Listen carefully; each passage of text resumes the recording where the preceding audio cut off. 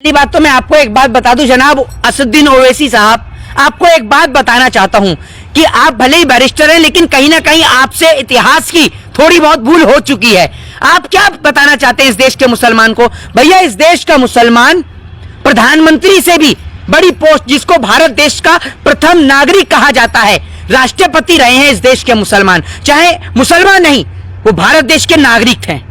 मुसलमान कोई बाद में है, वो पहले भारत देश का नागरिक है और वो भारत देश का नागरिक होते हुए उससे बहुत गर्व है। मौलाना अब्दुल कलाम आजाद हो, चाहे फिर वो आपका फिर डॉक्टर जाकिर हुसैन साहब हो। दूसरी बात ये कि जनाब असदुद्दीन ओवैसी साहब ने एक स्टेटमेंट ये भी दिया है, उन्होंने बोला है कि मैं एक बुरखे वाली को जो है वो प्रधानमंत्री के रूप में देखना चाहता हूं। तो मैं आपको बता दूं कि जनाब असदुद्दीन ओवैसी साहब कि आप थोड़ा सा गड़बड़ी कर रहे हैं। मैं आपको एक चीज और याद दिलाना चाहता हूं, मैं आपको थोड़ा सा पीछे लेकर जाऊंगा और वो थोड़ा सा पीछे 1980 के दशक में लेकर जाऊंगा, जब आपको याद होगा कि सईदा अनवर तैमूर जो है, जो कि असम के अंदर मुख्यमंत्री रही थी। आपको ये याद होगा कि 1980 में 1980 के दशक में वो असम से मुख्यमंत्री रही। तो आप इस प्रकार की बात कहना और ये बात को कि कहकर कि क्या कहते हैं मुसलमान को इस देश में नहीं, भाई मुसलमान इस देश के अंदर राष्ट्रपति भी रहा है, मुख्यमंत्री भी रहा है और मेंबर ऑफ पार्लियामेंट भी रहा है। और आप खुद मुसलमान हैं भाई, आप तो खुद मुसलमान हैं और आप खुद भी जो है जगह जगह चुनाव भी लड़ते हैं,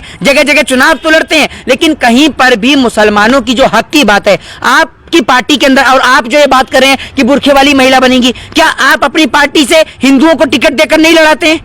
जरा इस बात की बात करिए। तो आप इस देश में प्रेम, भाईचारे और एकता की बात करिए। ये मत बताइए कि बुरखे वाले प्रधानमंत्री बनेंगे। सब बनेंगे, जिसका हक है, जिसका राइट है वो बनेगा, वो आपसे पूछकर नहीं बनेगा कोई भी। जो बीजेपी वाले जश्न मना रहे हैं, वहीं पे जब भारत में एक बात होती है तो वो फिर कोई बोलता सर मुंडवा लेंगे, कोई बोलते खाना छोड़ देंगे।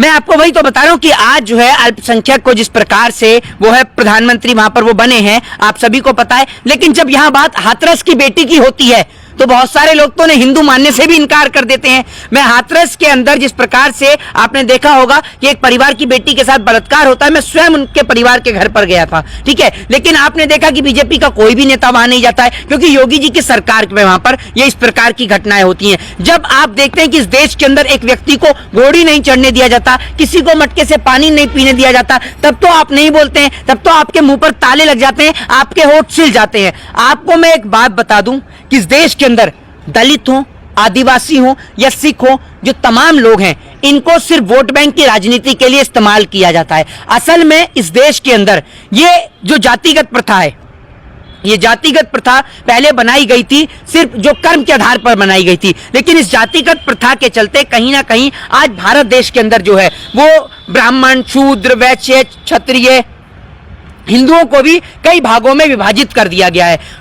अगर आप मुसलमान को देखेंगे तो शिया, सुन्नी, वहां भी इनके नाम पर उनको विभाजित कर दिया गया, शेख, सैयद, पठान, इनके नाम पर बांट दिया गया है। ऊपर वाले ने ऊपर से सिर्फ एक इंसान को उतारा था, इंसान ने उसको इतने भागों में बांट दिया। पहले हिंदू, मुस्लिम, सिख, ईसाई के नाम पर बांटा, फिर उसके बाद में हिंदुओं में भी उसको बांट दिया गया, ब्राह्मण, शूद्र, वैश्य, क्षत्रिय। जबकि मैं तो यह कहना चाहूंगा कि अगर कोई भी व्यक्ति दिवाली मनाता है, होली मनाता है, माँ काली की पूजा करता है, वो सभी लोग भगवान गौतम बुद्ध को मानता है, वो सभी लोग हिंदू हैं। और जितने भी तमाम लोग हैं, चाहे वो शिया हो, चाहे सुन्नी हो, चाहे शेख हो, चाहे सैयद हो, चाहे पठान हो, वो सारे लोग मुसलमान हैं। बल्कि ना तो हम हिंदू हैं ना मुसलमान हैं, हमारी सिर्फ एक ही आइडेंटिटी और एक ही प्रमाण है, और वो है भारतीय के तौर पर। हमें अपने आप पर गर्व है। मैं बहुत सीना चौड़ा करके कहता हूं और मैं सबसे पहले इस धरती माँ को प्रणाम करता हूं और मैं ईश्वर से यही कहता हूं कि मैंने कुछ अच्छा कर्म किया होगा, तभी मुझे इस भारत जैसी मुल्क की इस मिट्टी में जन्म मिला, जो मुल्क की मिट्टी ने इस देश से अंग्रेजों को खदेड़ा, जिस देश की मिट्टी ने जय जवान जय किसान का नारा दिया, जिस देश की मिट्टी ने नेताजी सुभाष चंद्र जैसे लोगों को पैदा किया, जिस देश की मिट्टी ने राजगुरु सुखदेव और भगत सिंह जैसे देश के लीडर्स को पैदा किया, जिस देश की मिट्टी ने महाराणा प्रताप से लेकर महारानी लक्ष्मीबाई जैसी वीरांगनाओं को पैदा किया। तो ये देश की मिट्टी इतनी प्रभावशाली मिट्टी है। इस देश की मिट्टी ने आपको हर एक चीज दी, आपको नाम, धन, दौलत, शौहरत, सब कुछ दी। तो मैं तो गर्व से कहता हूं कि मैं भारतीय हूं।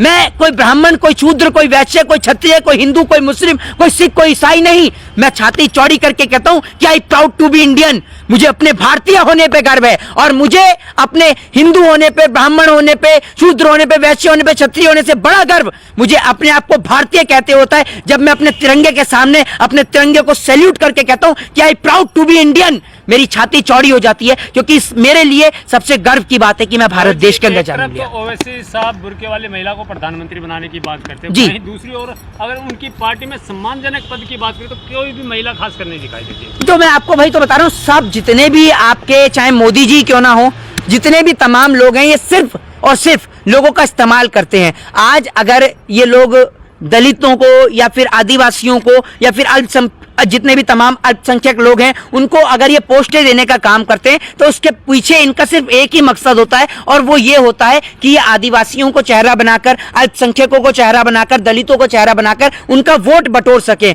वरना आज तक आप मुझे ये बता दीजिए कि उनको सुविधा क्या दी है बीजेपी ने, जरा ये तो बता दीजिए। क्या भारतीय जनता पार्टी के द्वारा देश के अल्पसंख्यकों को अब तक कोई सुविधा दी गई है? जरा ये बताइए आप मुझे, कोई सुविधा हो तो बताइए। कोई सुविधा नहीं है। आपने देखा होगा कि कितने ही लोग जो हैं अब तक इस देश के अंदर जो कि सीवर की सफाई के दौरान मर जाते हैं या तमाम जगह सफाई के दौरान मर जाते हैं, जहरीली गैस से मर जाते हैं, उनके लिए कोई सुनवाई नहीं होती। आपने देखा होगा कि हाल ही में आपको याद होगा कि एक वो कूड़े के ढेर में जो है कूड़े उठाने वाले ने वो मोदी जी की पोस्टर्स को जब डाल दिया था या योगी जी के पोस्टर्स को, तब कितना बड़ा बवाल खड़ा हुआ था। तो जब अल्पसंख्यकों के ऊपर संकट मंडराता है तो बीजेपी लापता नजर आती है, लेकिन अगर कहीं पे अल्पसंख्यक प्रधानमंत्री बन जाए तो वहां पर वाहवाही बटोरने से बीजेपी पीछे नहीं हटती है। लेकिन देखना यह होगा कि पहली बात तो ये कि आप तो बीफ खाने वाले को मानते ही नहीं कि वो हिंदू है, ठीक है, तो अब कैसे मान लिया आपने? तो ये सबसे बड़ा सवाल है। दूसरी बात क्या है, बीजेपी का कोई भी अपना स्टैंड नहीं है। बीजेपी ऐसी है, कोई एक इस प्रकार की पार्टी है, एक धोबी के कुत्ते के तौर पे, जो ना घर के हैं ना घाट के हैं। ये कहीं भी किसी भी तरीके से लुढ़क जाते हैं। कल तक आपने देखा होगा, और मैं आपको बता दूं, एक बड़ी खबर भी आपको बता दूं, आपको पता होगा कि एक जगह जहां पर विधायकों की खरीद फरोख्त अभी करी जा रही थी सरकार गिराने के लिए, आपको पता होगा जी, तेलंगाना के अंदर आपको पता होगा कि वहां पर सरकार गिराई जा रही थी। नेताओं की खरीद फरोख्त का धंधा जिस प्रकार से महाराष्ट्र में चला वैसे वहां पर भी चल रहा था। तो देश के तमाम लोगों से निवेदन है कि वो हिंदू, मुस्लिम, सिख, ईसाई के नाम पर नहीं, रोजगार, एजुकेशन और डेवलपमेंट के नाम पर वोट दे। जय हिंद, जय भारत, वंदे मातरम।